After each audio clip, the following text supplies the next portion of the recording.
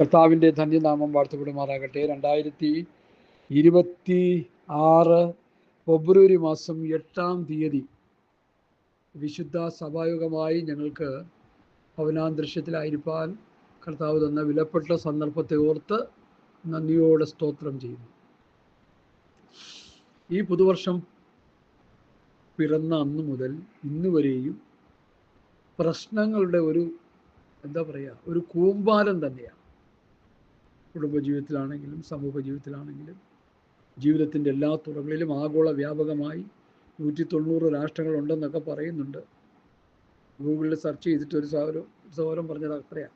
ചിലർ പറയുന്നത് 2-3 കൂടിയുണ്ടെന്ന്. എന്തെങ്കിലും ആവട്ടെ, 100-200 രാഷ്ട്രങ്ങൾ ഈ ലോകത്തുണ്ട്. ഒരു രാഷ്ട്രത്തിലെ തലവനും സമാധാനമില്ല, ഒരു സ്വസ്ഥതയുമില്ല. ലോകത്തിലെ ഏറ്റവും വലിയ സമ്പന്ന രാഷ്ട്രം എന്നറിയപ്പെടുന്ന Soviet union, America, London, German എന്നീ രാജ്യങ്ങളിലൊക്കെയും വലിയ ഭീതിയുടെ നിഴലിലാണ് മുമ്പോട്ട് പോകുന്നത്. ഒട്ടകപ്പാലും കുടിച്ച് കഴുതപ്പുറത്തും പിന്നെ ഒട്ടകപ്പുറത്തും കയറി നടന്ന മിഡിൽ ഈസ്റ്റിലെ അറബികൾ ഇന്നവർ കാട്ടിലാക്കിലും ബിയൂക്കിലും പിന്നെ വേണ്ട വില കൂടിയ കോടിക്കണക്കിന് രൂപയുടെ കാറുകളിലാണ് അവർ യാത്ര ചെയ്യുന്നത്. അവർക്ക് സ്വസ്ഥതയില്ല, അവർക്ക് സമാധാനമില്ല. തൊട്ടടുത്ത് കിടക്കുന്ന അയൽ രാജ്യത്തിൻ്റെ മിസൈൽ എപ്പോഴാണ് അവരുടെ മണ്ടയിൽ വീഴുന്നതെന്ന് അവർക്കറിയത്തില്ല. അവർ 5 പ്രാവശ്യം നിസ്കരിക്കേണ്ടതിന് വരും 10 പ്രാവശ്യം നിസ്കരിക്കുന്നെന്ന് ഞാൻ മനസ്സിലാക്കുന്നിപ്പോൾ. കാരണം അതുപോലെ പേടി അവർക്ക്. ഹല്ലേലൂയ. നമ്മുടെ ലോകത്തിലെ എല്ലാ രാഷ്ട്രത്തലവന്മാരും അതിൻ്റെ ഭരണചക്രം പിടിക്കുന്ന എല്ലാവരും അസ്വസ്ഥരാണ്. അവരെല്ലാം ഡിപ്രഷനിലാണ്. അവരെല്ലാവരും ഭീതിയുടെ കരുനിഴലിലാണ് മുമ്പോട്ട് പോകുന്നതെന്ന് നാം ഒന്ന് മനസ്സിലാക്കണം. ഇത് നന്നായി വിലയിരുത്തിയിട്ട് പറയുന്ന കാര്യങ്ങളാണ്. ചുമ്മാ ഇടുന്ന വിടുവായത്തരം പറയുന്ന പോലെ പറയുന്നതല്ലിത്. സ്തോത്രം. കാര്യങ്ങളെ മനസ്സിലാക്കി, ലോകത്തിൻ്റെ ചുമരെഴുത്തുകളെ മനസ്സിലാക്കി, ലോക സംഭവങ്ങളെ വിലയിരുത്തി, ക്ഷാമം, ഭൂകമ്പം, പകർച്ചവ്യാധി എന്നീ ആദിത്യ കാര്യങ്ങളൊക്കെ വചനത്തിലൂടെ മനസ്സിലാക്കിയും ആനുകാലിക സംഭവങ്ങളെ വിലയിരുത്തിയുമാണ് ഞാൻ ഈ വിഷയം നിങ്ങളോട് പറയുന്നത്. എഴുന്നേൽക്കാൻ കഴിയാതെ എത്രയോ പേര് കിടപ്പ് രോഗികളായി കിടന്നു. ഒരു നേരത്തെ ആഹാരം പൊളിക്കുമ്പോൾ കോരിക്കൊടുക്കണം അവർക്ക് ഭക്ഷിക്കാൻ. നടക്കാനാണെങ്കിൽ പിടിച്ചു നടത്തണം, ബാത്റൂമിൽ പിടിച്ചു കൊണ്ടുപോകണം. ഇത് വയസ്സന്മാരുടെ സ്ഥിതിയല്ല, ചെറുപ്പക്കാരായിട്ടുള്ളവർ 10-60 വയസ്സിനുള്ളിലുള്ളവരുടെ കാര്യം ഈ പറയുന്നത്. അപ്പം അതിനേക്കാൾ പ്രായമുള്ള നമ്മളെയൊക്കെ ദൈവം നടത്തുന്ന ദൈവത്തിൻ്റെ അത്ഭുത വഴികളെ ഓർത്ത് നന്ദിയോടെ സ്തോത്രം ചെയ്യുന്നു. ഞാനെപ്പോഴും ഓർക്കാറുള്ള ഒരു കാര്യം, പല കാര്യങ്ങൾ ഓർക്കുന്നതിൽ ഒന്ന്, ലോകത്തിലെ ഫുട്ബോൾ ഗ്രൗണ്ടുകളെ പ്രകമ്പനം കൊള്ളിച്ച ഒരു ഫുട്ബോൾ പ്ലെയർ ഉണ്ടായിരുന്നു. അദ്ദേഹത്തിൻ്റെ പേര് നിങ്ങളെല്ലാവരും അറിയുമായിരിക്കും, പെലെ. ബ്രസീലിൻ്റെ കറുത്ത മുത്തെന്നൊക്കെ വിശേഷിപ്പിച്ച പെലെ. അദ്ദേഹത്തിൻ്റെ ജീവിതത്തിൻ്റെ ആ അവസാന സന്ദർഭങ്ങളിലെ ചില വാർത്തകൾ ഞാൻ കേട്ട് ഞെട്ടിപ്പോയി. കാരണം ഫുട്ബോൾ ഗ്രൗണ്ടുകളിലെ മിന്നൽ പിണറായി ഓടി നടന്ന പെലെ പരസഹായം കൂടാതെ, ഒരു സ്റ്റെപ്പ് വയ്ക്കാൻ കഴിയാതെ താനും നടന്നും പോകുന്ന കാഴ്ച കണ്ടിട്ട് എൻ്റെ ഹൃദയം വിങ്ങിപ്പൊട്ടി. അദ്ദേഹം ഒരു വിശ്വാസിയാണെന്നൊക്കെ പറയപ്പെടുന്നു. എന്തോ ആകട്ടെ, നല്ലൊരു മനുഷ്യനായിരുന്നു അദ്ദേഹം. മറ്റുള്ളവരെ പ്രോത്സാഹിപ്പിക്കുകയും മറ്റുള്ളവർക്ക് വേണ്ടി ആ സമയങ്ങൾ ചെലവഴിക്കുകയൊക്കെ ചെയ്യുന്നൊരു നല്ല മനുഷ്യനായിരുന്നു അദ്ദേഹം. അദ്ദേഹം പെലെന്ന് കേൾക്കുമ്പോൾ ഫുട്ബോൾ പ്രേമികളുടെ ഹൃദയത്തിൽ ഒരു കൊള്ളിയാൻ മിന്നും. അത്ര സ്നേഹിക്കുകയും ബഹുമാനിക്കുകയും ചെയ്യുന്ന ഒരു മനോഹരമായ ഒരു പന്ത് കളിക്കാരനാണ്. സ്തോത്രം, സ്തോത്രം. എന്നാൽ അദ്ദേഹത്തിൻ്റെ അവസാന സമയങ്ങളിൽ ഞാൻ അദ്ദേഹത്തെ കണ്ടപ്പോൾ എൻ്റെ ഹൃദയത്തിൽ വലിയ വേദന തോന്നി. കാരണം ഞാനും അദ്ദേഹത്തെ വളരെ സ്നേഹിക്കുകയും ബഹുമാനിക്കുകയും ചെയ്തിരുന്ന ഒരു വ്യക്തിയാണ്. അതുപോലെ ഏറ്റവും വലിയ ജിംനാസ്റ്റിക് ബോഡിയുള്ള, അദ്ദേഹത്തിൻ്റെ പേര് ഞാൻ മറന്നുപോയി, അതുപോലെ ഏറ്റവും വലിയ ഗുസ്തിക്കാരനായിരുന്ന വ്യക്തികൾ, ഇവരുടെയൊക്കെ അവസാന സമയത്തുള്ള ആ സംഭവങ്ങൾ ഞാൻ കാണുകയും പഠിക്കുകയും ചെയ്യും. കാരണം എനിക്കത് മനസ്സിലാക്കി എന്നെ ഒന്നുകൂടി വിനയപ്പെടുത്താൻ. എന്തോരം സമയമാണ് അവർ ജിംനേഷ്യത്തിൽ സമയങ്ങൾ ചെലവഴിച്ചത്. അവരുടെ ബോഡി ബിൽഡപ്പ് ചെയ്തെടുക്കാൻ എന്തോരം സമയങ്ങൾ, എന്തോരം മണിക്കൂറുകൾ, അവരുടെ ആയുസിൻ്റെ നല്ലൊരു ഭാഗം ചെലവഴിച്ച് അവസാനം വാർദ്ധക്യം പിടികൂടിയപ്പോൾ അവർക്ക് പിച്ച വെച്ച് നടക്കുന്ന കുഞ്ഞുങ്ങളെപ്പോലെ മറ്റുള്ളവർ പിടിച്ചു നടത്തുന്ന അവസ്ഥയിലൊക്കെ നടക്കാനിടയായി. ഇത് മനസ്സിലാക്കിയിട്ടാണ് ഞാൻ നിങ്ങളോട് പറയുന്നത്.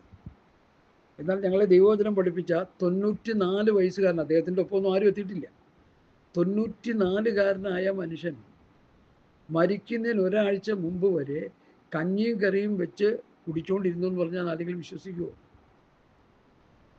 ആ വൃദ്ധനായ മനുഷ്യൻ ഉണ്ടാക്കുന്ന കറി ഇന്നത്തെ പെണ്ണുങ്ങൾ വയ്ക്കത്തില്ലെന്ന് ഞാൻ തുറന്നു പറയാറുണ്ട്. അത്ര ടേസ്റ്റി ഫുഡാണ് പുള്ളി വയ്ക്കുന്നത്. കാരണം കാറ്ററിങ്ങിലൊക്കെ പുള്ളി ജോലി ചെയ്തിട്ടുണ്ട് പണ്ട്, മിലിറ്ററിയിലും അല്ലാതെയൊക്കെ കിച്ചണിലൊക്കെ ജോലി ചെയ്ത് നല്ല ശീലമുണ്ട്. സ്തോത്രം. അപ്പം അങ്ങനെ നല്ലൊരു പാചകക്കാരനായിരുന്നു, നല്ലൊരു പ്രാസംഗികനായിരുന്നു, നല്ല ഒരു ഉപദേഷ്ടാവായിരുന്നു, നന്നായി വചനം പഠിപ്പിക്കുന്നവനായിരുന്നു. ഇന്ന് കേരളക്കര കണ്ടതിൽ വെച്ച് ഏറ്റവും വലിയ ഒരു വേദപണ്ഡിതൻ എന്ന് വേണമെങ്കിൽ അദ്ദേഹത്തിന് നമുക്ക് നാമകരണം ചെയ്യാം. എന്നാൽ അദ്ദേഹത്തെ ആരും അധികം ഒന്നും അറിഞ്ഞിട്ടില്ല. കാരണം അദ്ദേഹം അങ്ങനെ ആരും അറിയാനായിട്ട് ആഗ്രഹിച്ചില്ല. ലോകം അറിയുന്നവരെ സ്തോത്രം ദൈവം അറിയത്തില്ല, ദൈവം അറിയുന്നവരെ ലോകം അറിയത്തുമില്ല. ഇങ്ങനെയൊക്കെയാണ് വിഷയങ്ങളുടെ പോക്ക്. അദ്ദേഹം വളരെ ആരോഗ്യത്തോടെ ബലത്തോടെ ജീവിച്ചു. എന്താ കാര്യം? അദ്ദേഹത്തിൽ വ്യാപരിച്ചിരുന്ന ദൈവകൃപ, ദൈവവചനത്തിൻ്റെ ശക്തി, പരിശുദ്ധാത്മാവിൻ്റെ നിറവ്, തിരുവചന സത്യങ്ങളെ നന്നായി ജനത്തിന് പകർന്നു കൊടുക്കുന്ന ആ ഒരു വ്യക്തിത്വം ആയതുകൊണ്ട് ദൈവത്തിൻ്റെ കൃപ അദ്ദേഹത്തെ വലയം ചെയ്തു. രോഗങ്ങളില്ലാഞ്ഞിട്ടല്ല, അറ്റാക്കുണ്ടായി, മറ്റു മാരകമായ രോഗങ്ങളുണ്ടായി. ഒരു മാസം ഈ ഉപ്പുറ്റി വന്ന് നെഞ്ചോട് ചേർന്നിരുന്നു. സ്ട്രോക്ക് വന്നിട്ട് അദ്ദേഹം പ്രാർത്ഥിച്ചിരുന്നിരുന്നിരുന്നു. ഒരു മാസം വരെ ഇരുന്ന് അത്ഭുതകരമായ വിടുതലിലേക്ക് നടത്തപ്പെട്ടു. അതുപോലെ മറ്റു പല രോഗങ്ങളൊക്കെ ഉണ്ടായി. മക്കളെല്ലാവരും കൂടി ചേർന്ന് ഒരു വലിയ സ്പെഷ്യലിസ്റ്റ് ഡോക്ടറിൻ്റെ അടുക്കൽ മെഡിക്കൽ ചെക്കപ്പിന് കൊണ്ടുപോയി. പുള്ളി മരുന്ന് ഉപയോഗിക്കാത്തത് കൊണ്ട് ചെക്കപ്പ് നടത്തിക്കൊള്ളാനായിട്ട് അനുവാദം കൊടുത്തു.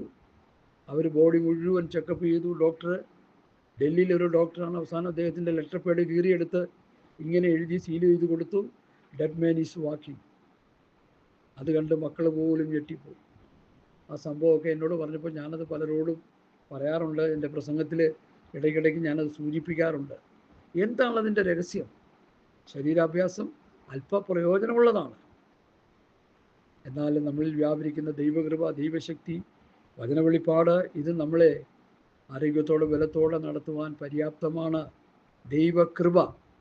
പൗലോസ് പറഞ്ഞു, ഞാനാകുന്നത് ദൈവകൃപ. ഞാൻ എല്ലാവരെക്കാളും കൂടുതൽ അധ്വാനിച്ചു, ഞാനല്ല, എന്നോടുകൂടിയുള്ള ദൈവകൃപ എത്രയും. അപ്പോൾ ദൈവത്തിൻ്റെ കൃപയും ദൈവത്തിൻ്റെ ബ്ലെസ്സിങ്ങുമാണ് നമുക്ക് വേണ്ടത്.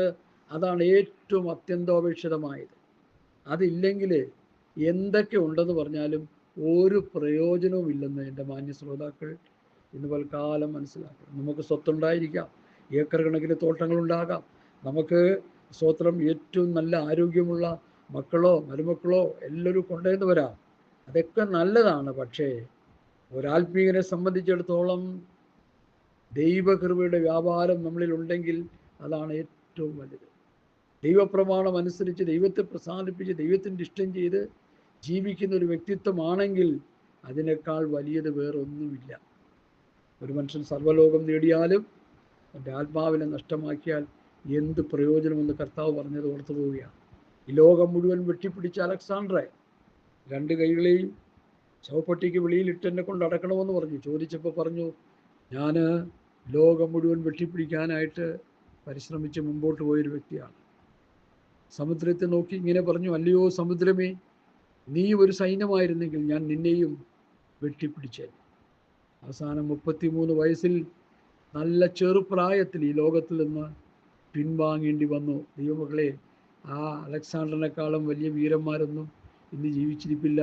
പുടിനായാലും ശരി, അതുപോലെ ട്രംപ് ആയാലും ശരി, ബൈഡൻ ആയാലും ശരി, ആരാണെങ്കിലും അവരൊക്കെ ലോകത്തെ കിടുകിട ഉറപ്പിച്ചവരാണ്. അവസാനം അവർ നിരാശയുടെ പടുകുഴിയിലേക്ക് വീഴുവാനിടയായിത്തീർന്നു. അതുകൊണ്ട് ഒരു ഭക്തനായി ജീവിക്കുന്നതാണ് ഏറ്റവും നല്ലത്. എല്ലാറ്റിൻ്റെയും സാരം കേൾക്കുക. സോളമൻ്റെ ഒരു വലിയ ശക്തമായ പ്രബോധനമാണ്. ദൈവത്തെ ഭയപ്പെട്ട് അവൻ്റെ കൽപ്പനകളെ അനുസരിച്ചു കൊള്ളുക, അതാകുന്നു സകല മനുഷ്യർക്കും വേണ്ടുന്നത്. രാജാവാണെങ്കിലും മന്ത്രിയാണെങ്കിലും തന്ത്രിയാണെങ്കിലും ഏത് മഹാനാണെങ്കിലും ദൈവത്തെ ഭയപ്പെട്ടവൻ്റെ കൽപ്പനകളും ചട്ടങ്ങളും പ്രമാണിച്ച് ജീവിക്കുന്ന ജീവിതമാണ് ഏറ്റവും മനോഹരം. അതിലപ്പുറം ഒരു ജീവിതം ഈ ഭൂമിയിൽ ഇല്ലെന്ന് എൻ്റെ മാന്യ ശ്രോതാക്കൾ നന്നായിട്ട് മനസ്സിലാക്കണം. ഹല്ലേലൂയ. പ്രശ്നകലുഷിതമായ ഒരു ലോകത്താണ് നമ്മൾ ജീവിക്കുന്നത്. ഏത് സമയത്തും വലിയ യുദ്ധം പൊട്ടിപ്പുറപ്പെടാം. ആ യുദ്ധത്തിൻ്റെ കെടുതികൾ വേണമെങ്കിൽ ഒരുപക്ഷെ നമ്മളും അനുഭവിച്ചെന്ന് വരാം. എന്നാൽ അതിൻ്റെ എല്ലാം നടുവിൽ ദൈവിക സമാധാനവും ദൈവിക സന്തോഷവും ദൈവിക പ്രത്യാശയും നമ്മളെ വലയം ചെയ്യുന്നെങ്കിൽ അത് മതി നമുക്ക് ജീവിതം. പ്രത്യാശ നിർഭരമായൊരു ക്രിസ്ത്യൻ ജീവിതം നയിക്കുന്നെങ്കിൽ അതിനേക്കാളപ്പുറം വേറൊന്നുമില്ല. പ്രത്യാശയില്ലാത്ത മനുഷ്യരാണ് ഇന്ന് ലോകത്ത്. സ്തോത്രം, സ്തോത്രം. ലോകത്തിൻ്റെ സമാധാനവും ലോകത്തിൻ്റെ സന്തോഷവും ലോകത്തിൻ്റെ പലതും പലതും നേടാനാണ് നമ്മുടെ പാസ്റ്റർമാർ പോലും ശ്രമിച്ചുകൊണ്ടിരിക്കുന്നത്. നമ്മുടെ നാട് ഭരിക്കണം, കോർപ്പറേഷൻ ഭരിക്കണം, പിന്നെ എന്താ പഞ്ചായത്ത് ഭരിക്കണം, കേരളം നമുക്ക് ഭരിക്കണം. ഇതൊക്കെയാണ് അവരുടെ ആഗ്രഹം. ഈ ആഗ്രഹം മൂത്ത് അവസാനം എന്താ പറ്റും? സമ്പൂർണമായ ഒരു ലോകത്തിലേക്ക് ഇറങ്ങിപ്പോകും. ഇവരുടെ അണികളും അവസാനം അതോടെ നശിച്ച് നാമാവിശേഷമായി തീരും. ദർശനം നഷ്ടപ്പെട്ടവൻ നേതൃത്വത്തിൽ വന്നാൽ എന്ത് സംഭവിക്കും? അഹരോനിൻ്റെ ലീഡർഷിപ്പിൽ സംഭവിച്ചത് സംഭവിക്കും. നമുക്കറിയാമല്ലോ, പ്രമാണം വാങ്ങാൻ പർവ്വതത്തിൽ കയറിയപ്പോൾ കാളക്കുട്ടിയെ വാർത്തുണ്ടാക്കി ജനത്തെ മുഴുവൻ അരാജകത്വത്തിലേക്ക് നടത്തിയ ആ അഹരോൻ്റെ പിന്തുടർച്ചക്കാർ ഇന്നും കിടപ്പുണ്ടെന്ന് പെന്തക്കോസ്തുകാർ ഇനിയെങ്കിലും മനസ്സിലായിക്കോണം. ഇല്ലെങ്കിൽ അബദ്ധത്തിൽ ചെന്നിയാടും നമ്മൾ. എൻ്റെ ഒരു അഭിപ്രായത്തിൽ പറഞ്ഞാൽ കർത്താവായ യേശുക്രിസ്തുവിൻ്റെ പത്യവചനവും ഭക്തിക്കൊത്ത ഉപദേശവും അനുസരിച്ച് അപ്പോസ്തലന്മാരുടെ ഉപദേശം കേട്ട് ഉണ്ടായി മരിച്ച് അപ്പം നുറുക്കി പ്രാർത്ഥന കഴിച്ചും വരുന്ന ഒരു സംഘമാണ് നമ്മളെങ്കിൽ നമുക്ക് സന്തോഷത്തോടെ പ്രത്യാശയോടെ ജീവിച്ച് നിത്യതയിൽ പ്രവേശിക്കാൻ പറ്റും. ഇല്ലെങ്കിൽ നമ്മൾ അപകടത്തിൽ ചെന്ന് ചാടാൻ ഏറിയ സാധ്യതകളുണ്ട്. കാരണം കുരുടനെ വഴികാട്ടിക്കൊണ്ടിരിക്കുക. ഞാൻ എപ്പോഴും പറയുന്ന ഭാഗങ്ങളാണ്. മത്തായി സുവിശേഷം 21-ാം അധ്യായത്തിൽ അതിൻ്റെ ആദ്യ വാക്യത്തിൽ പറയുന്നു, മോശയുടെ പീഠത്തിലിരിക്കുന്ന ശാസ്ത്രിമാരും പരീശന്മാരും. അവർ മോശയുടെ പീഠത്തിലിരിക്കുക, അർത്ഥം മോശയുടെ സ്ഥാനത്തവരായിരിക്കുക. അവർ ചെയ്യുന്നത് മുഴുവൻ മോശയിക പ്രമാണത്തിനെതിരാണ്. കർത്താവ് യഹൂദന്മാരോട് പറഞ്ഞത്, നിങ്ങൾ ന്യായപ്രമാണം ലഭിച്ചുവെങ്കിലും നിങ്ങളത് അനുസരിക്കുന്നില്ല. സ്തെഫാനോസ് പ്രസംഗിച്ചപ്പോൾ മരിക്കുന്നതിന് മുമ്പ് പറഞ്ഞു, ദൈവദൂതന്മാരുടെ നിയോഗങ്ങളായി ന്യായപ്രമാണം ലഭിച്ചുവെങ്കിലും നിങ്ങൾ അനുസരിക്കുന്നില്ല. അത് പറഞ്ഞപ്പോഴാണ് സ്തെഫാനോസിനെ കല്ലെറിഞ്ഞ് കൊന്നത്. അപ്പോൾ സത്യം പറയുന്നവനെ കല്ലെറിയുകയും കൊല്ലുകയും ചെയ്യുന്നൊരു ലോകമാണ്. അത് അന്നും ഇന്നും എന്നും അങ്ങനെ തന്നെ. എന്ന് വെച്ച് നമ്മൾ സത്യം പറയാതിരിക്കില്ല. സത്യം തന്നെ പറയും. സത്യം തന്നെ പറഞ്ഞ് മുമ്പോട്ട് പോകും മരിക്കുന്നവരെയും. അതിന് യാതൊരു കോട്ടവും തട്ടരുതെന്ന് മാത്രം ദൈവമക്കൾ എനിക്ക് വേണ്ടി പ്രാർത്ഥിക്കുക, ഞങ്ങൾക്ക് വേണ്ടി പ്രാർത്ഥിക്കുക. സ്തോത്രം. എബ്രായലേഖനം 2-ാം അധ്യായം 1 മുതൽ 4 വരെയുള്ള വാക്യങ്ങളാണ് ഞങ്ങൾ ഇന്ന് വായിച്ചത്. ഇത് ചില വർഷങ്ങൾക്ക് മുമ്പ് ഞാൻ ഈ വചനഭാഗം എടുത്ത് പറഞ്ഞിട്ടുണ്ട്. ഇതിൻ്റെ പഠനങ്ങൾ വളരെ ശ്രേഷ്ഠമാണ്. എബ്രായലേഖനം 2-ാം അധ്യായം 1 മുതൽ 4 വരെ അത് അടുക്കായിട്ട് പ്രസംഗിച്ചൊരു പ്രസംഗം ഞാനിതുവരെ കേട്ടിട്ടില്ല. അപ്പോൾ തന്നെ ഞങ്ങളെ ദൈവവചനം പഠിപ്പിച്ച ദൈവവൃത്യന്മാർ പ്രസംഗിച്ച് കേട്ടിട്ടുണ്ട് താനും. ഇതെന്താ ആരും പ്രസംഗിക്കാത്തതെന്ന് ചോദിച്ചാൽ, ഈ വചന വെളിപ്പാട് ഹൃദയത്തിൽ കിട്ടിയാലേ പ്രസംഗിക്കാൻ പറ്റത്തുള്ളൂ. ഹൃദയം നിറഞ്ഞ് കവിയുന്നതല്ലോ വായി പ്രസ്താവിക്കുന്നത്. ഹൃദയത്തിൽ ദ്രവ്യാഗ്രഹവും ദുരുപദേശവും ഒക്കെ കയറിക്കൂടിയാൽ പിന്നെ ഇതെങ്ങനെയാണ് പ്രസംഗിക്കുന്നത്? അതുകൊണ്ട് വാത്സല്യ പ്രിയമുള്ളവരെ, വളരെ ശ്രദ്ധയോടെ നിങ്ങൾ ഈ വചനങ്ങൾ കേൾക്കണമെന്ന് കർത്താവിൻ്റെ നാമത്തിൽ ഓർപ്പിക്കുന്നു. യൂട്യൂബിൽ ഈ വചനം 2-3 ക്ലിപ്പായിട്ട് ഞാൻ പ്രസംഗിച്ചിട്ടുണ്ട്. എനിക്ക് തോന്നുന്നു 2-3 വർഷങ്ങൾക്ക് മുമ്പാണ്. ഞാനത് പലർക്കും ഇട്ട് കൊടുക്കാറുണ്ട്. പലരും അത് കേട്ടിട്ട് വളരെ അനുഗ്രഹമായി നന്മയായെന്നൊക്കെ പറയുന്നുണ്ട് പലരും.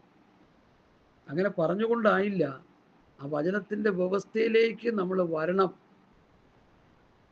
ചിലരൊക്കെ ഉണ്ട്, നല്ല പ്രസംഗമായിരുന്നു പാസ്റ്റർ, നന്നായിരുന്നു. അത് നമ്മുടെ വ്യക്തിപരമായ ജീവിതത്തിൽ പ്രായോഗിക നിലവാരത്തിൽ കൊണ്ടുവരാൻ കഴിഞ്ഞോ? ഇല്ലെങ്കിൽ പിന്നെ നല്ലതെന്ന് പറയുന്നതിൽ എന്താ അർത്ഥമുള്ളതെന്നാണ് ചോദ്യം. അതുകൊണ്ട് കേൾക്കുന്ന വചനം അനുസരിച്ച് ജീവിക്കുവാനുള്ളൊരു മനോഭാവം നമുക്കുണ്ടാകണം. വിത്ത് വിതയ്ക്കുന്ന ഉപമയിൽ കർത്താവ് പറഞ്ഞത് 4 നിലയിലാണ് ആ വിത്ത് വീണ് ഫലം പുറപ്പെടുവിക്കുന്നത്. 1 വഴിയരികെ വീണു, 2 മുള്ളിനിടയിൽ വീണു, 3 പാറപ്പുറത്ത് വീണു, നാലാമത് ഒരുക്കപ്പെട്ട നിലത്ത് വീണു. ഇത് ദൈവവചനം ഹൃദയത്തിൽ വീണ് ആത്മീകമായ ഫലങ്ങൾ പുറപ്പെടുവിക്കുന്നതിന് ഒരു ഉദാഹരണമായിട്ട് കർത്താവ് പഠിപ്പിച്ചതാണ്. അതൊന്നും ആരും പ്രസംഗിക്കാറില്ല, അതാർക്കും വേണ്ട. കാരണം വചനം പ്രസംഗിച്ചാലല്ലേ ഇത് പ്രസംഗിക്കണം. അല്ല ചപ്പും ചവറും പറഞ്ഞുകൊണ്ടിരുന്ന പിന്നെ ഇത് പ്രസംഗിക്കേണ്ട കാര്യമില്ലല്ലോ. എന്നോടൊരു പാസ് ചോദിച്ചു, ചപ്പും ചവറും എന്ന് ചോദിച്ചാൽ എന്താന്ന്. ഞാൻ പറഞ്ഞു, ദൈവസഭയ്ക്ക് ദൈവജനത്തിന് പ്രയോജനമില്ലാത്ത രാഷ്ട്രീയ കാര്യങ്ങളോ ആവശ്യമില്ലാത്ത കാര്യങ്ങൾ പറഞ്ഞ് ജനത്തെ കേൾപ്പിക്കുമ്പോൾ അതാണ് ചപ്പും ചവറും. അവിടെ ആ പുള്ളിയുടെയും കണ്ണു തുറന്നു. സ്തോത്രം. പൗലൂസിൻ്റെ പ്രവൃത്തി പുസ്തകം 20-ാം അധ്യായത്തിൻ്റെ 20-ാം വാക്യം ഒന്ന് വായിക്കാം. 20-20. എനിക്കിതൊക്കെ കാണാപ്പാടം അറിയാം, കാരണം എപ്പോഴും പ്രസംഗിക്കുന്നതായതുകൊണ്ട് ഞാനത് കാണാപ്പാടം പഠിച്ചു വച്ചിരിക്കുക. വായിക്കാൻ പറ്റിയില്ലെങ്കിൽ ഞാൻ എൻ്റെ ഹൃദയത്തിൻ്റെ ജപ്പിൽ നിന്ന് ആ വചനം എടുത്ത് പറയും. അതാണ് എൻ്റെ സ്വഭാവം. ഇന്നുവരെ അങ്ങനെ ചെയ്തുകൊണ്ടിരിക്കുന്നത്. വായിക്കാം. പ്രയോജനമുള്ളതൊന്നും മറച്ചു വയ്ക്കാതെ പരസ്യമായും വീട് തോറും നിങ്ങളോട് അറിയിക്കുകയും ഉപദേശിക്കുകയും ചെയ്തുവെന്ന് ദൈവത്തിങ്കിലേക്കുള്ള മാനസാന്തരവും നമ്മുടെ കർത്താവായ യേശുക്രിസ്തുവിലുള്ള വിശ്വാസവും യഹൂദന്മാർക്കും യവനന്മാർക്കും സാക്ഷീകരിച്ചു എന്ന് നിങ്ങൾ അറിയുന്നല്ലോ. മതി. യഹൂദന്മാർക്കും യൗവനന്മാർക്കും കൂടെയുള്ള ശാസ്ത്രിമാർക്കും പരീശന്മാർക്കും പുരോഹിതന്മാർക്കും എല്ലാവർക്കും പൗലോസ് എന്ത് ചെയ്തു? പ്രയോജനമുള്ളതൊന്നും മറച്ചു വയ്ക്കാതെ അവരെ അറിയിച്ചു. നമുക്ക് പ്രയോജനമുള്ളത്, നമ്മുടെ ആത്മരക്ഷയ്ക്ക് വേണ്ടുന്നത്, നമുക്ക് കർത്താവ് വരുമ്പോൾ ഉയർപ്പ് ലഭിക്കണം, കർത്താവ് വരുമ്പോൾ രൂപാന്തരം കിട്ടണം, അതിന് പ്രയോജനമുള്ളതെല്ലാം പാസ്റ്റർമാർ വിശ്വാസികളെ പഠിപ്പിക്കണം. ഇന്നത് കാണുന്നില്ല. കുറെ പാട്ടുപാടി കൂട്ടുക, കുറെ കെട്ടുകഥ, കഴിവിക്കഥ, നിർമ്മിത കഥ, സങ്കല്പകഥ, ഇതൊക്കെ പറഞ്ഞ് കേൾപ്പിച്ച് വിശ്വാസികളെല്ലാം ആത്മീക കുരുടന്മാരായി, ആത്മീക ദരിദ്രന്മാരായി, ആത്മീക നഗ്നന്മാരായി, തന്നിമിത്തം അരിഷ്ടന്മാരും നിർഭാഗ്യവന്മാരുമായി കിടക്കുന്ന ഒരു വലിയ സമൂഹമാണ് ഇന്നത്തെ പെന്തക്കോസ്ത് ഗ്രൂപ്പ്. ഇത് ഞാനങ്ങ് തുറന്ന് പറയാം. നമ്മൾ പറയാൻ ആരും പേടിക്കേണ്ട കാര്യമൊന്നുമില്ല. സ്തോത്രം. ഒരു സംഘടനയുടെ ആളല്ല ഞാൻ. കർത്താവിൻ്റെ ഒരു എളിയദാസൻ എന്നുള്ള നിലയിലാണ് എൻ്റെ ശുശ്രൂഷയും രീതികളൊക്കെ. സംഘടനയ്ക്കാണെങ്കിൽ സംഘടന കൂച്ചുവലം കിടും, ബോളിൽ നിന്ന് പിടി വീഴും, ഗൽത്താക്കി പിടി വീഴും. പണ്ട് ഞാൻ കേട്ടിട്ടുണ്ട്, സങ്കീർത്തനം വായിക്കാത്ത ഒരു ഉപദേശിയെ ചവിട്ടി പുറത്താക്കിയെന്ന്, അട്ടപ്പാടി കൊണ്ട് തട്ടിയെന്ന് ഞാൻ കേട്ടിട്ടുണ്ട്. സംഘടന പറയുന്നത് സങ്കീർത്തനം വായിക്കണം. കർത്താവ് പറഞ്ഞു, ഞാൻ നിങ്ങളോട് കൽപ്പിച്ചതൊക്കെയും പ്രമാണിപ്പാൻ കൊണ്ട് ഉപദേശിച്ചുകൊണ്ട് സകല ജാതികളെ ശിഷ്യരാക്കാൻ. ഞാൻ നിങ്ങളോട് കൽപ്പിച്ചതൊക്കെയും പ്രമാണിപ്പാൻ ഉപദേശിച്ച് കർത്താവ് പറഞ്ഞു, ഇവർ പറയുക മോശമുള്ള പ്രമാണം നമ്മൾ പഠിപ്പിക്കണം. അപ്പം അതിൽ നിന്ന് എന്താ മനസ്സിലാക്കുന്നത്? ഗലാത്യ ലേഖനം 3-1 വാക്യം ഒന്ന് വായിച്ചാണ്. അതാണ് സംഭവിച്ചത്. അത് നമ്മൾ വായിച്ച് പഠിച്ചാൽ മതി. ഗലാത്യർ 3:1. ഹല്ലേലൂയ. സ്തോത്രം, സ്തോത്രം, സ്തോത്രം. കർത്താവായ യേശുക്രിസ്തുവിനെ ഹല്ലേലൂയ, ഹല്ലേലൂയ. ഗലാത്യ ലേഖനം 3-ാം അധ്യായത്തിന്റെ 1-ാം വാക്യം. ആ ബുദ്ധിയില്ലാത്ത ഗലാത്യരെ, യേശുക്രിസ്തു ക്രൂശിക്കപ്പെട്ടവനായി നിങ്ങളുടെ കൺമുൻപിൽ വരച്ചു കിട്ടിയിരിക്കെ നിങ്ങളെ ശുദ്രം ചെയ്ത് മയക്കിയതാരെ? മതി മതി മതി മതി. നിങ്ങൾ ആര് ശുദ്രം ചെയ്ത് മയക്കി? ഗലാത്യരോട് ചോദിക്കുക. ഇന്നത്തെ പെന്തക്കോസ്തുകാരോട് ഞാൻ ചോദിക്കാം, നിങ്ങളെ ആര് ശുദ്രം ചെയ്ത് മയക്കി? ക്രൂശിക്കപ്പെട്ട ക്രിസ്തുവിൽ കൂടിയുള്ള രക്ഷയെ, ഉയർത്തെഴുന്നേറ്റ യേശു ക്രിസ്തുവിൽ വിശ്വസിച്ച് പാപമോചനം പ്രാപിച്ച് ആത്മരക്ഷ പ്രാപിക്കുന്ന ആ മഹത്തരമായ സന്ദേശം ഞങ്ങളോ ക്രൂശിക്കപ്പെട്ട ക്രിസ്തുവിനെ പ്രസംഗിക്കുന്നു. കേട്ടോ, പൗലൂസിൻ്റെ പ്രയോഗമാണ്. ആ ക്രിസ്തുവിനെ പ്രസംഗിച്ച് ആത്മരക്ഷയിലേക്ക് നടത്തി നിങ്ങളെ ആത്മീയമായി വളർത്തിക്കൊണ്ടിരിക്കെ ആര് നിങ്ങളെ ശുദ്രം ചെയ്ത് മയക്കി? ആരാ ശുദ്രം ചെയ്ത് മയക്കിയത്? ന്യായപ്രമാണത്തിൻ്റെ കെട്ടുവിടാത്ത ചിലർ പറയാറില്ലേ, ഇന്നലെ പുള്ളി ഒത്തിരി കുടിച്ചു, അതുകൊണ്ട് രാവിലെ എഴുന്നപ്പോഴും അതിൻ്റെ കെട്ട് വിട്ടിട്ടില്ല എന്നൊക്കെ പറയാറില്ലേ? ഞാൻ കേട്ടിട്ടുണ്ട് ഇഷ്ടം പോലെ. ഞങ്ങളുടെയൊക്കെ ജീവിതത്തിലുണ്ടായിരുന്ന കാര്യമാണല്ലോ. ആരും പറയേണ്ട കാര്യമില്ല. മൂക്കുമുട്ട കുടിച്ചിട്ട് രാവിലെ എഴുന്നേൽക്കുമ്പോൾ ആ കെട്ട് വിടാതിരിക്കും എന്ന പോലെ ന്യായപ്രമാണത്തിൻ്റെ വ്യവസ്ഥിതിയിൽ കിടന്ന് നശിച്ച് നാമാവിശേഷമാകേണ്ട നിങ്ങളെ ഇതെല്ലാം ഒന്നാം തരം ക്രിസ്തുവിൻ്റെ പ്രമാണം പഠിപ്പിച്ച് നിങ്ങളെ ആത്മരക്ഷയിലേക്ക് നടത്തി ആ സുവിശേഷ സത്യങ്ങളിലേക്ക് നടത്തിയപ്പോൾ നിങ്ങൾ ആരാണ് ശുദ്രം ചെയ്ത് മയക്കിയത്? ന്യായപ്രമാണത്തിൻ്റെ വ്യവസ്ഥിതി പിന്നെയും പ്രസംഗിച്ച് ആരാണ് നിങ്ങളെ ന്യായപ്രമാണത്തിലേക്ക് വലിച്ചൊണ്ടു പോയതെന്നാണ് അതിൻ്റെ അർത്ഥം. ഇന്ന് അത് തന്നെയല്ലേ സംഭവിച്ചുകൊണ്ടിരിക്കുന്നേ.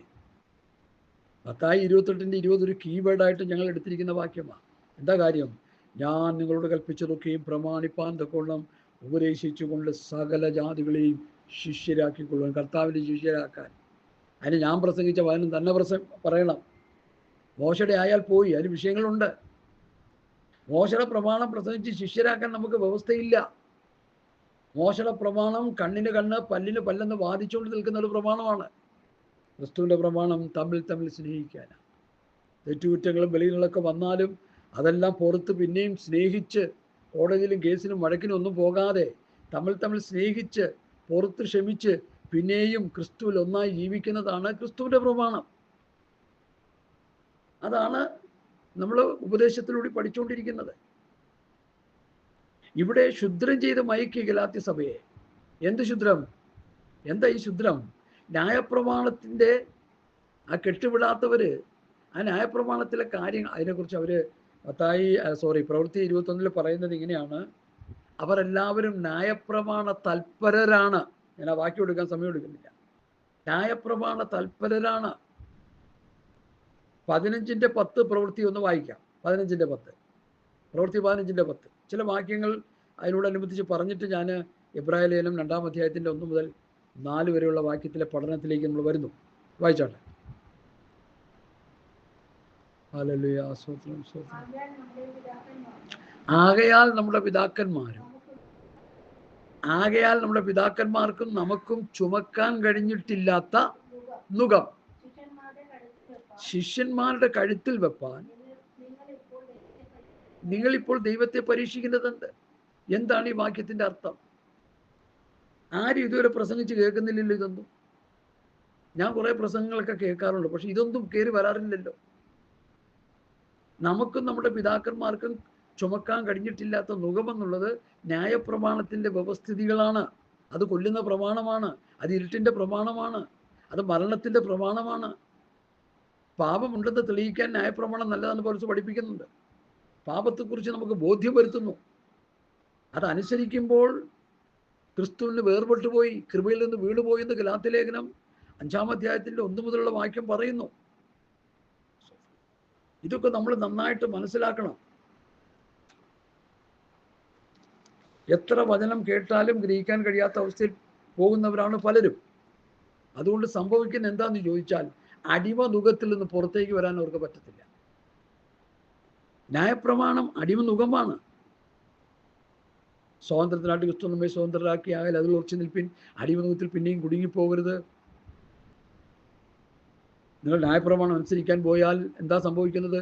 കൃപയിൽ നിന്ന് വീണുപോയി, ക്രിസ്തുവിനെ വിട്ടുപോയി എന്നൊക്കെയാണ് ഗലാത്യ ലേഖനം 5-ന്റെ 1, 2, 3, 4 വാക്യങ്ങൾ നമുക്ക് വായിക്കുമ്പോൾ കാണാൻ കഴിയുന്നത്. ന്യായപ്രമാണ പ്രകാരം തിമോഥെയോസിനെ പരിച്ഛേദന കഴിച്ച പൗലൂസാണ് ഇത് പറയുന്നതെന്ന് ഓർത്തോണം. എന്താണ് അതിൻ്റെ അർത്ഥം? അവരുടെ ലേണിംഗ് പീരീഡാണ് പ്രവൃത്തി പുസ്തകം. ഒരു കാറ് പഠിക്കുന്ന, ഒരു ഡ്രൈവിംഗ് പഠിക്കുന്ന ഒരു സ്റ്റുഡൻറ്റ് ഡബിൾ ക്ലച്ചും ഡബിൾ ബ്രേക്കുമായിട്ടുള്ളൊരു വണ്ടിയിൽ അവർ പഠിക്കുക. ക്ലച്ചും ബ്രേക്കും ആശാൻ്റെ കാലിലാണ് ഇരിക്കുന്നത്.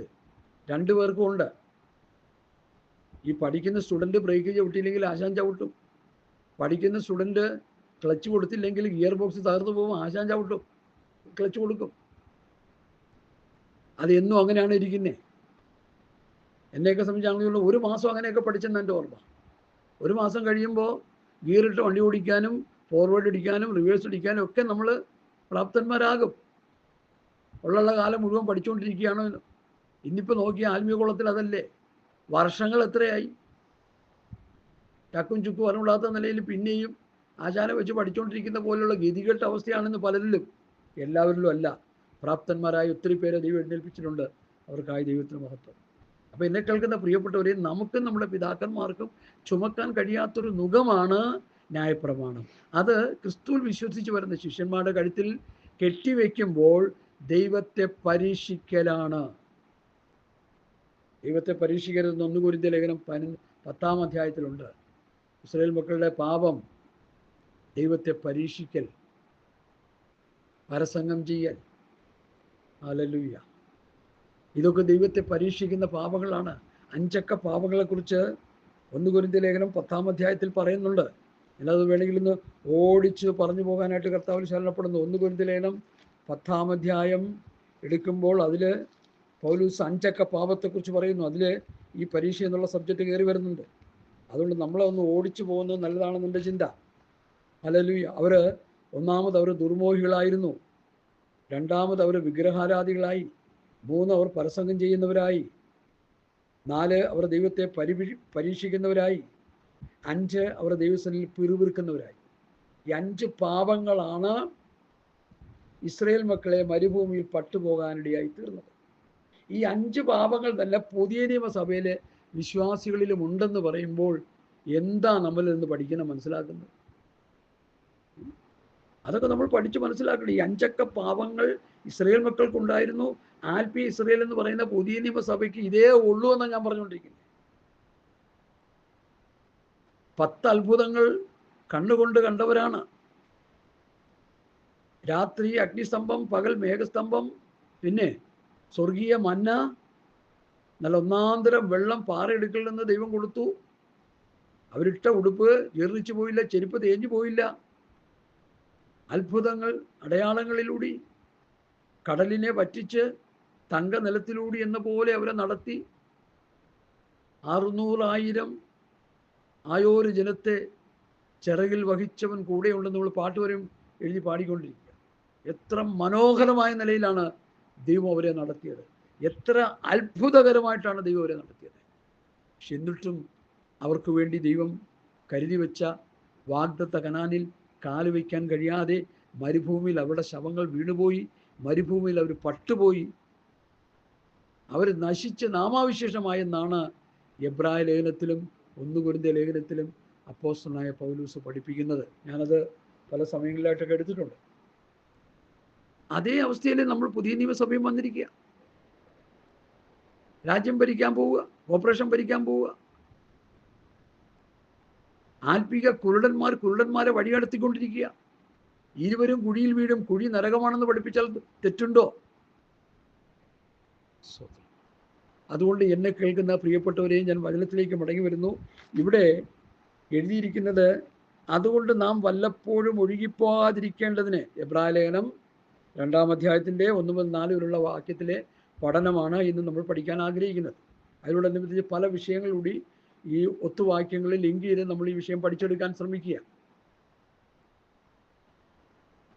അതുകൊണ്ട് നാം വല്ലപ്പോഴും ഒഴുകിപ്പോകാതിരിക്കേണ്ടതിന് കേട്ടതധികം ശ്രദ്ധയോടെ കരുതിക്കൊള്ളണം.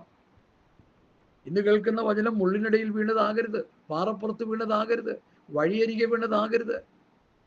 ഒരുക്കപ്പെട്ട നല്ല നിലത്ത് വീണ വിത്ത് പോലെ ഈ വചനം നമ്മുടെ ഹൃദയത്തിൻ്റെ ഉള്ളിൽ ആത്മീകമായ ഫലങ്ങൾ പുറപ്പെടുവിക്കണം. പാറപ്പുറത്ത് വീണത് വേരില്ലായികയാൽ ഉണങ്ങിപ്പോയി. മുള്ളിനിടയിൽ വീണത് ഈ ലോകത്തിൻ്റെ ചിന്തകളും ധനത്തിൻ്റെ മോഹവും പല ആഗ്രഹങ്ങളും വന്ന് ഞെരുക്കിക്കളഞ്ഞു. വചനം നിഷ്ഫലമായി പോയി. വഴിയരികെ വീണത് കേട്ട് ഗ്രഹിക്കാഞ്ഞാൽ സാത്താൻ വന്ന് കൊത്തിയെടുത്തു എന്നാണ് കർത്താവ് പഠിപ്പിച്ചത്. ഈ 3 നിലയിലാണ് ഇന്നത്തെ ക്രൈസ്തവ ഗോളത്തിൽ ഈ വചനത്തിൻ്റെ അവസ്ഥകൾ. ഞാൻ പല വിശ്വാസികളെടുത്ത് പഠിച്ചു നോക്കിയിട്ടുണ്ട്, പലരെയും പഠിച്ചു നോക്കിയിട്ടുണ്ട്. ഒരു നല്ലൊരു നിലയിൽ ചിന്തിക്കാനായിട്ട് വളരെ അപൂർവം ചില വ്യക്തികളെ മാത്രമേ നമുക്ക് മുന്നിൽ കിട്ടുന്നുള്ളൂ. ബാക്കി നല്ലൊരു ശതമാനം ഈ പാട്ടിലൊക്കെ പാടി തുള്ളിച്ചാടി ഇങ്ങനെ പോയിക്കൊണ്ടിരിക്കുക. യാതൊരു ഗുണനിലവാരമില്ലാത്ത വിശ്വാസികളെ കൊണ്ട് നിറഞ്ഞൊരു കാലഘട്ടമാണ് ഈ കാലഘട്ടം എന്ന് പറഞ്ഞാൽ 100% സത്യമാണ്. അതെന്താണെന്ന് ചോദിച്ചാൽ വചനം തന്നെയാണ് നമുക്കതിന് മറുപടി തരേണ്ടത്. ലവോദിക്ക പീരീഡിലുള്ള വിശ്വാസികൾ ആത്മീക കുരുടന്മാരാണ്, ആത്മീക നഗ്നന്മാരാണ്, ആത്മീക ദാരിദ്ര്യവാസികളാണ്. അത് 3 മാറി ആത്മീക ദാരിദ്ര്യം മാറണം. ദാരിദ്ര്യം മാറണമെങ്കിൽ എന്ത് ചെയ്യണം? ഉപനിധി, പഥ്യവചനം, പഥ്യോപദേശം, ജനം അത് ഏറ്റെടുക്കണം. ആത്മീക നഗ്നത അതെങ്ങനെയാണ് മാറുന്നത്? രക്ഷാവസ്ത്രം, നീതിവസ്ത്രം നഷ്ടപ്പെടുത്തി അത് തിരിച്ചു പിടിക്കണം. ആത്മീക കുരുടെങ്ങനെയാണ് മാറുന്നത്? പരിശുദ്ധാത്മാവിലുള്ള കാഴ്ചപ്പാടിൽ വചനം കേൾക്കുകയും പഠിക്കുകയും പ്രസംഗിക്കുകയും ചെയ്യണം. ഇത് ബുദ്ധി കൊണ്ടുള്ള പഠനമാണ്. ബൈബിൾ കോളേജുകൾ കുറേ ബുദ്ധിമാന്മാരെ പടച്ചു വിടുക ചെയ്യുന്നത്. ഞാനും ബൈബിൾ കോളേജിൽ 4-5 വർഷം പഠിച്ച ആളാണ്. അതുകൊണ്ട് ആ അനുഭവത്തിൻ്റെ വെളിച്ചത്തിലാണ് ഞാൻ പറയുന്നത്. അവിടെ വചനം പഠിക്കാൻ വരുന്ന കുട്ടികളിൽ നല്ലൊരു ശതമാനം ജഡീകന്മാരാണ്. അവർക്ക് 3 നേരത്തെ സുഖകരമായ ഭക്ഷണം, അവർക്ക് ചിലപ്പോൾ പോക്കറ്റ് മണികൾ, അവരുടെ കാര്യങ്ങളെല്ലാം ഭംഗിയായി നിറവേറ്റപ്പെടും. അതുകൊണ്ട് ആ 10ാം ക്ലാസ് തോറ്റു കഴിയുമ്പോൾ ബൈബിൾ കോളേജിൽ അഡ്മിഷൻ കൂടുമെന്നൊക്കെ ഒരു പഴമൊഴിയുണ്ട് ഞങ്ങളുടെ ഇടയിൽ. മനസ്സിലായോ? അതാണ് ഗുണനിലവാരമില്ലാത്ത പാസ്റ്റർമാരെ പടച്ചുവിടാനിടയായിത്തീരുന്നത്. എന്നാൽ ദൈവസന്നിധിയിൽ നിന്ന് പ്രാർത്ഥിച്ച് കർത്താവിൽ നിന്ന് പ്രാപിച്ച് ദൈവജനത്തിന് കൊടുക്കുന്ന ശുശ്രൂഷകന്മാർ എഴുന്നേറ്റ് വരാത്തുള്ളത്തോളം കാലം ഈ ആത്മീയ ഗോളം കുരുടന്മാരായി, ദരിദ്രന്മാരായി, നഗ്നന്മാരായി, തന്നിമിത്തം അരിഷ്ടന്മാരും നിർഭാഗ്യവന്മാരുമായി നശിച്ച് നാമാവിശേഷമായി പോകും. ആ വേദനയോടെയാണ് ഇന്ന് പകൽക്കാലം ഞാൻ നിങ്ങളോട് ഷെയർ ചെയ്യുന്നത്. നമ്മുടെ ഹൃദയത്തിൽ വീഴുന്ന വചനങ്ങൾ മുള്ളിനിടയിൽ വീണതാകരുത്, പാറപ്പുറത്ത് വീണതാകരുത്, വഴിയരികെ വീണതാകരുത്. ഒരുക്കപ്പെട്ട നല്ല നിലത്ത് വീണ വിത്ത് പോലെ എബ്രായ ലേഖനം 2-ാം അധ്യായത്തിൻ്റെ 1 മുതൽ 4 വരെയുള്ള വാക്യം നമ്മുടെ ഹൃദയത്തിൽ വീഴണം. വീണ ആത്മീക ഫലങ്ങൾ പുറപ്പെടുവിക്കണം. അങ്ങനെ കർത്താവിൻ്റെ വരവിന് വേണ്ടി ഒരുങ്ങുവാൻ ഈ വചന കേൾവി നമുക്ക് മുഖാന്തരമായി ഭവിക്കണം. സഹോദരങ്ങളെ,